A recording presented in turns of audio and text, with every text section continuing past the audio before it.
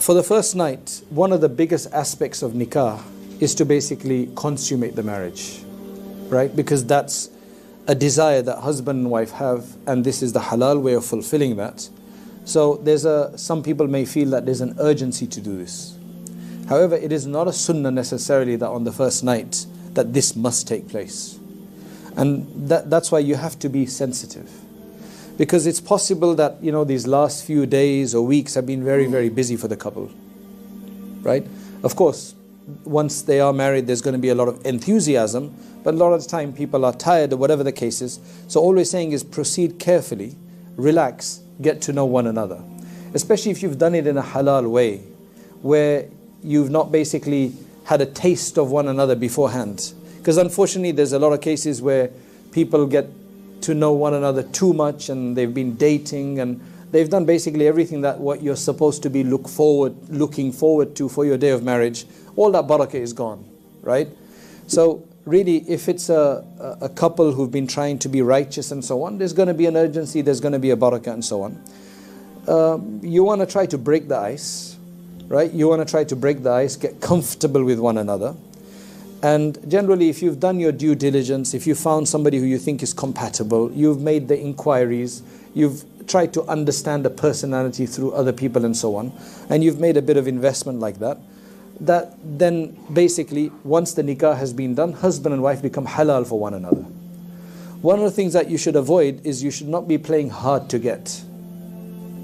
Otherwise, it could leave a lasting negative impression on the other. So if the husband just plays hard to get, or the wife plays hard to get, it's just not, you're halal for one another, you should basically be both giving it your full. Generally, the advice is women should not play hard to get, and men should take it easy. Because generally those are the problems, right? Obviously, when somebody is still a relative stranger, you may be a bit uncomfortable how far we can go, and so on. It's also possible that you may not know that the other person has had abusive upbringing. They've suffered abuse, sexual abuse or other kind of abuse, and they may have psychological problems. So many marriages can be like that. So you have to be careful. You have to help in that situation. And of course, there's the natural inhibition, the natural haya that somebody has. You don't expect on the first day just to reveal it all, as they say, right? There could be a natural inhibition or a reservation at this stage. So you need to take it feeling insecure and so on. So start praising one another. Praise them. Make it easy for them. Make it comfortable for them. A situation basically just needs care and compassion, understanding and patience. The focus initially should be more of a psychological bonding, developing confidence, and setting down, nurturing the spiritual foundations of this spiritual union, of this important union, the spiritual foundations. Okay, these are specific sunnah recommendations for this night. And I think it helps to ease the couple to a consummation as well. There's a hadith related by Imam Tabarani which says that the couple should offer 2 rakats of prayer together in congregation. So when you come together, whether you're going to a hotel room or your own apartment or your friend's apartment or whatever, however you want to do this the first night, right? You first get together, do wudu, and you pray salat. Of course, the wife may not be in a position to pray salat at that time. If she's on a monthly period or whatever, then the husband prays. She does some tasbih or whatever. Number 2, then the husband is also advised to hold the wife's forelock, which is the hair at the front, and recite the following prayer. The wife can also make this dua. But because the Prophet ﷺ is speaking to men, he said it to her. He said, Allahumma inni as'aluka khayraha. And she would say khayrahu instead, right? Wa khayra ma jabaltaha alayhi. Wa a'udhu bika min sharriha wa sharri ma jabaltaha alayhi. And if she's reading it, she'll just change the ha to hu instead, which is the masculine from the feminine.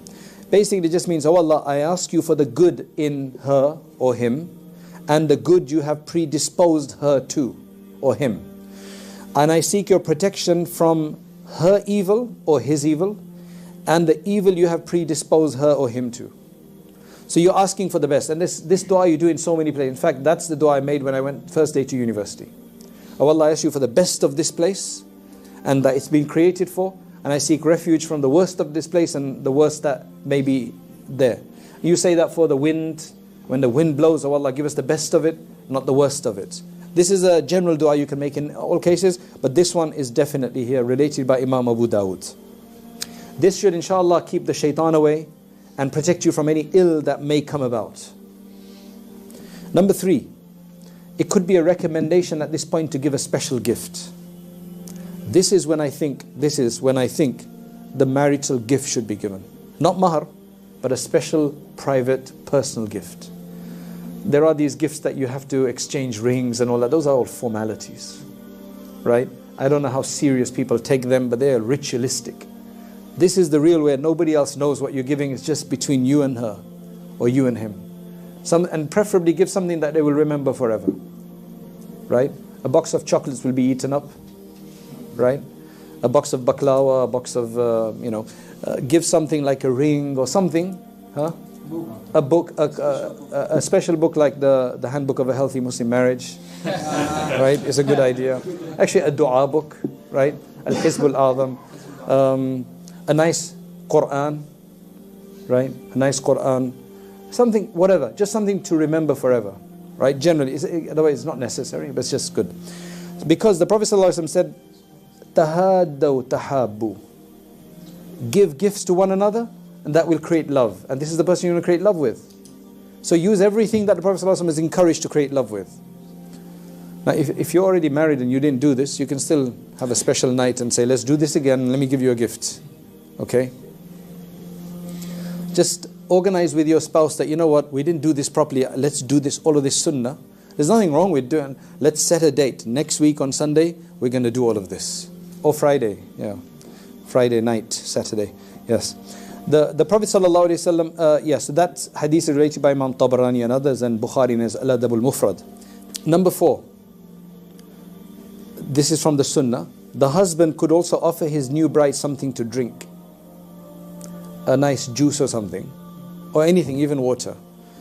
This is found in a hadith of Asma bint Yazid ibn Sakan radiyallahu anha, who said that she was the one who beautified Aisha radiyallahu anha for the Prophet sallallahu alaihi wasallam. You know, you get the women in the community who does the bride up, right? The makeup people or whatever you want to call them. So Asma bint Yazid, she said that I beautified Aisha radiyallahu anha for the Prophet sallallahu alaihi wasallam, then called him to come and to see her unveiled. Remember, he started living there 3 years afterwards in Mecca, in Medina Munawwara. So she was beautified for him, and then he was invited to come and now see your bride, unveiled, because until now he was with the veil, right? He came and sat next to her, and he brought a large cup of milk from which he drank. So preferably milk then, some good milk, some good nice organic milk, right? He then offered it to Aisha radiyallahu anha, but she lowered her head and felt shy. She was very shy, right? Asma radiyallahu anha says that I scolded her, like I told her off, and I said to her, take from the hand of the Prophet sallallahu alaihi wasallam.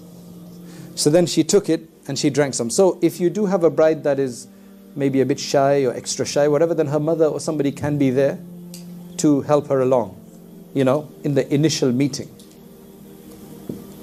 Beautiful sunnah. Right. Okay, number 5, this is where nobody else should be there afterwards, obviously, because if they decide to get intimate and make love, the couple then should first recite the dua of this special dua, which is Bismillah, Allahumma jannibna shaitan wa jannibi shaitana ma razaqtana. You should memorize this dua, because it's to be recited every time the sexual intercourse takes place. It is very important, because remember, this is all about the big idea of marriage, which is to produce children and the next generation. And you want to make sure you do everything right to produce the best children. And part of that is finding the right spouse in the first place. And then when you do, then you want to make sure shaitan doesn't take, because shaitan is there to mess it up. Shaitan is there to cause problems right from the beginning. So what this dua means is, in the name of Allah, O Allah, distance us from the Satan, and distance Satan from what you have granted us. So we don't want our child to be affected by the shaitan as well. And the Prophet ﷺ said in a hadith of Bukhari and Muslim that if the couple were to be, if you read this and the couple were to be blessed with a child during such a relationship, then Satan will not be able to harm it.